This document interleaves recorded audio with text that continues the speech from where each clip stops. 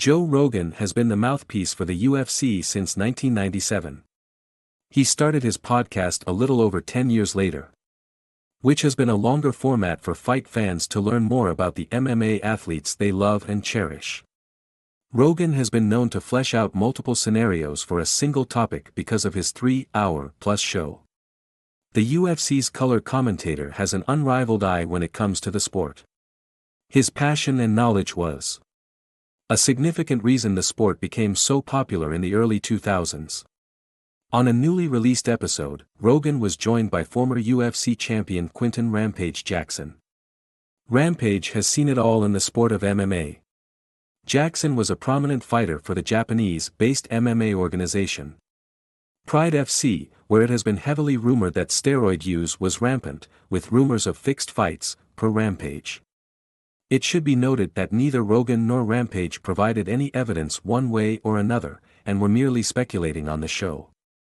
Rogan brought up the theory to Jackson that the Francis Ngannou and Tyson Fury fight was fixed because of a future match up with Alexander Usyk. It is unclear, though, whether he thinks it could have been pre-written and the fighters followed a script, or if the judges had their scores already sorted regardless of what the fighters did. Rogan continued, it was close enough that they could pull it off. You could go, okay, maybe. Maybe you could see him winning that, but I don't think so. I thought Francis won it. A lot of people thought Francis won it.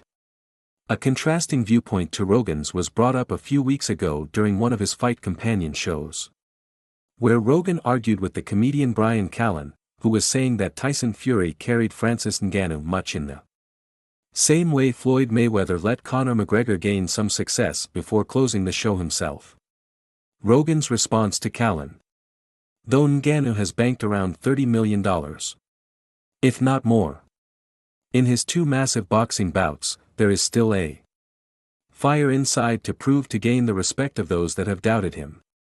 In an unceremonious affair, Ngannou parted ways with the UFC after UFC 270 because of his strict contract that wouldn't allow him to explore the sweet science. The Cameroonian heavyweight fighter landed with the PFL, but is yet to debut in the Tier 2 MMA organization. The ultimate hope for Ngannou's future as a mixed martial artist is that now that the UFC and Riyadh have officially started to collaborate, starting with UFC 306, that we could get the greatest UFC heavyweight fight of all time in Ngannou versus Jon Jones, barring Jones getting past Stipe Miocic in November. Another possible fight for Ngannou could be a return to the ring against another heavy-handed puncher in Deontay Wilder.